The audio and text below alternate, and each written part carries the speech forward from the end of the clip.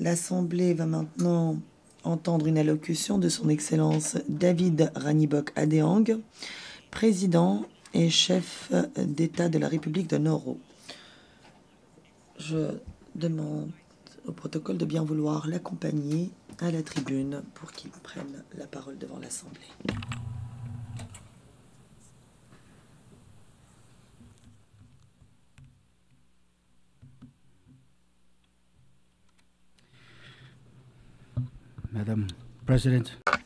Madame la Présidente, Excellences, Mesdames et Messieurs, j'ai l'honneur de m'adresser à l'Assemblée au nom du peuple et du gouvernement de la République de Nauru, une petite nation insulaire attachée à la paix, la prospérité et un avenir pérenne pour tous et toutes. C'est un privilège de m'exprimer en tant que premier dirigeant du Pacifique lors de la 80e session.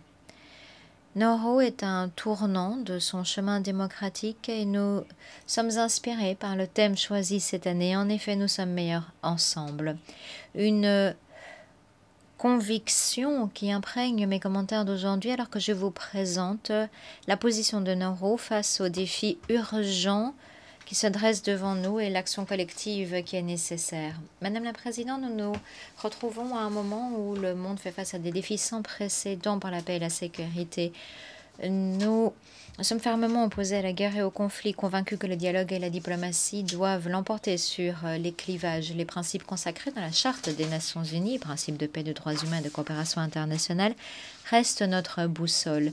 Nauru n'a peut-être pas de puissance militaire, mais nous avons une autorité morale émanant de notre engagement vers une coexistence pacifique et des solutions multilatérales. Nous exhortons toutes les nations à choisir l'unité et non la discorde, la coopération et non le conflit et la prospérité partagée afin de relever les défis communs.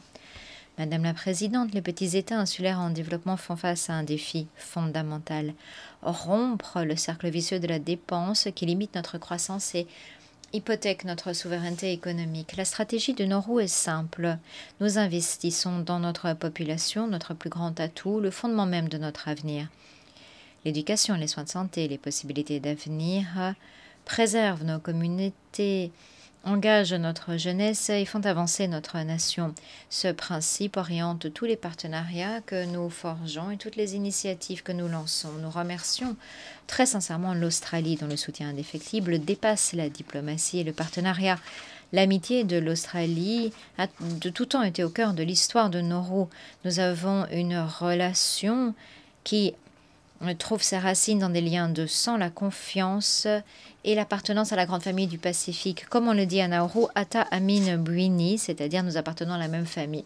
Nous saluons notre relation constructive avec la République populaire de Chine et réitérons notre attachement au principe Une Chine. Le partenariat avec la Chine a contribué à créer des possibilités d'infrastructures, de commerce, de développement qui appuient le progrès de Nauru. Pour Nauru, ces divers partenariats font fond sur le respect mutuel, la compréhension et sont les fondements des progrès nationaux.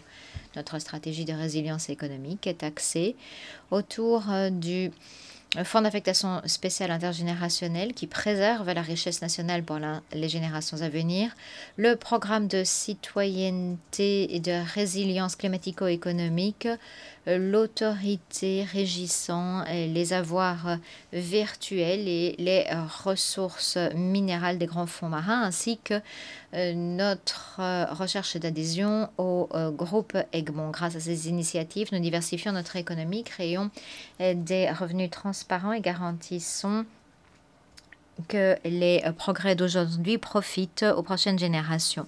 Il nous faut nous unir dans un esprit de coopération définissant la 80e session. Pour les petits États insulaires comme Nauru, notre vulnérabilité dépasse les revenus. C'est la réalité quotidienne de chaînes d'approvisionnement perturbées, de choix économiques étroits, d'isolement géographique et des conséquences disproportionnées des crises échappant à notre contrôle. L'on pourrait croire que le revenu national de Nauru laisse entendre que nous avons dépassé certains seuils, mais le revenu à lui seul ne tient pas compte de notre fragilité, l'isolement, les pressions climatiques, les chocs économiques qui façonnent notre réalité. Nous félicitons les Nations Unies d'avoir promu l'indice de vulnérabilité multidimensionnelle, un indice qui montre ce que l'expérience a démontré, la vulnérabilité, et c'est l'exposition au choc et la capacité d'y réagir, ce qui est beaucoup plus important que le revenu à lui seul.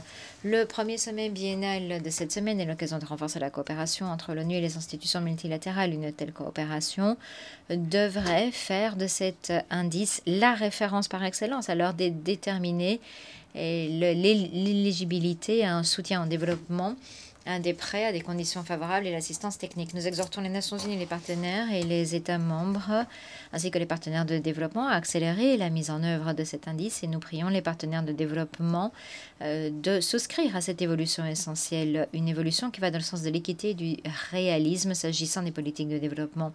Nous sommes prêts à travailler avec tous les partenaires pour concrétiser cette vision.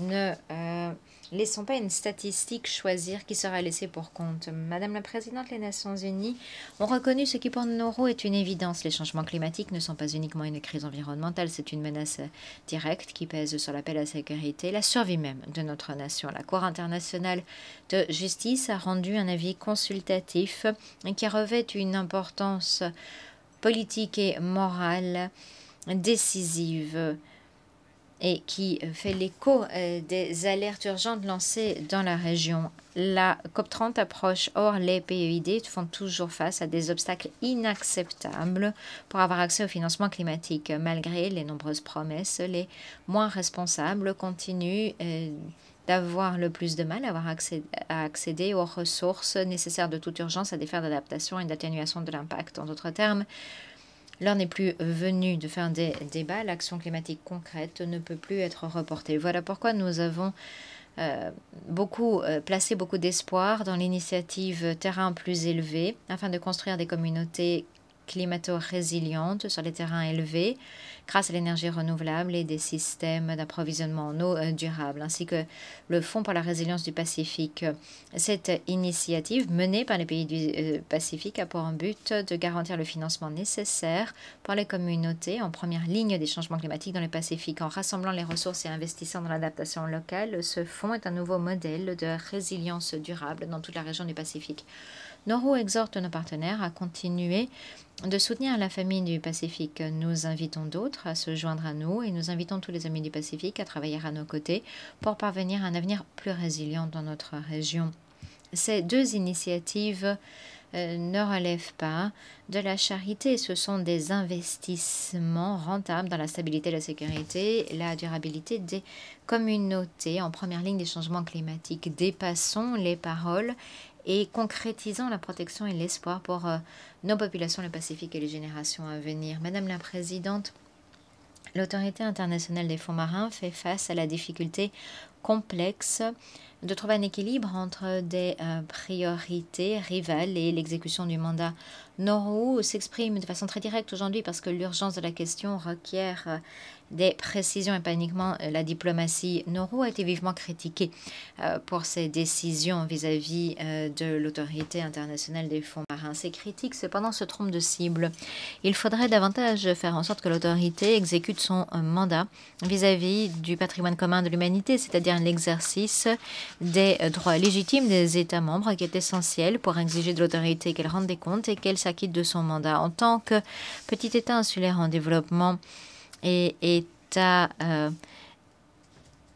parrain de l'exploration des minerais dans les grands fonds marins, Nauru a lourdement investi par le truchement de l'entité patronnée pour avoir accès à des minerais essentiels à la transition du monde qui se détourne des combustibles fossiles et pour promouvoir également le patrimoine commun de l'humanité. Nous n'avons eu de cesse d'insister sur l'importance des réglementations robustes qui trouvent un équilibre entre la récupération responsable des minerais et la protection efficace de l'environnement. Lorsque nous avons invoqué la règle des 2 ans, nous l'avons fait en toute bonne foi, en comptant que le système multilatéral honore les obligations contractuelles dans le même esprit. Or, les négociations restent polarisées et l'adoption des réglementations semble de plus en plus lointaine. Le choix qui s'offre à nous est limpide. Soit nous exploitons de façon responsable ces minerais critiques grâce à des cadres réglementaires robustes, ou nous continuons de reporter s'inédier. Alors que nous restons très attachés à promouvoir le cadre multilatéral, nous nous félicitons de voir que toutes les nations reconnaissent de plus en plus l'importance des minerais des grands fonds. Je pense notamment à la récente décision du président Trump dans le décret de 2025 visant à promouvoir l'exploration des minerais des grands fonds marins et leur développement. Nauru compte travailler avec les États-Unis afin d'optimiser la coopération dans ce secteur. Pour Nauru, les minerais des grands fonds représentent davantage que la diversification économique. Ils représentent la voie vers la résilience et la possibilité de contribuer à des solutions mondiales. Les nodules polymétalliques trouvés dans la zone patronée sont absolument essentiels pour l'énergie renouvelable qui appuie la transition verte. Nauru exhorte l'autorité à travailler à l'exécution de son mandat sans tarder pour que soient adoptés les projets de réglementation de l'exploitation. Madame la Présidente, après 80 ans de multilatéralisme, notre plus grand défi consiste en des cadres en mutation pour faire face aux réalités d'aujourd'hui avec reconnaissance, ressources et partenariats. ONU 80 est une initiative qui permet de renforcer la capacité de l'ONU de réagir aux défis complexes auxquels font face des pays vulnérables comme Nauru. Nous souhaitons que les réformes en cours rendent opérationnelles les circonstances particulières des PEID. C'est un principe fondateur et il faut que soient reconnues les vulnérabilités unique de nos pays dans les procédures institutionnelles, les mécanismes financiers, les processus décisionnels. Alors que l'on cherche à renforcer les cadres multilatéraux, il nous faut également réfléchir à ce qui leur nuit.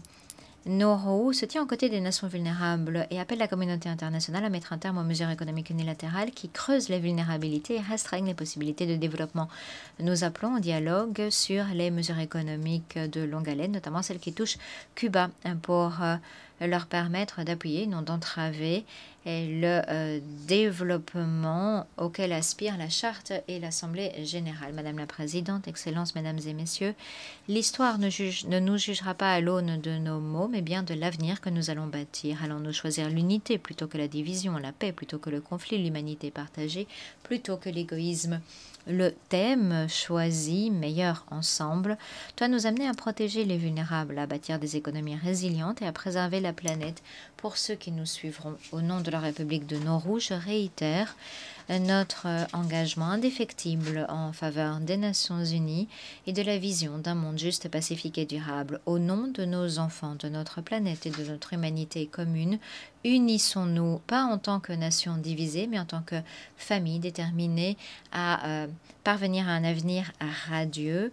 Que Dieu bénisse la République de Nauru, que Dieu bénisse les Nations Unies. Moi, tout bois corps, je vous remercie. Au nom de l'Assemblée générale, je remercie le président et chef d'État de la République de Nauru.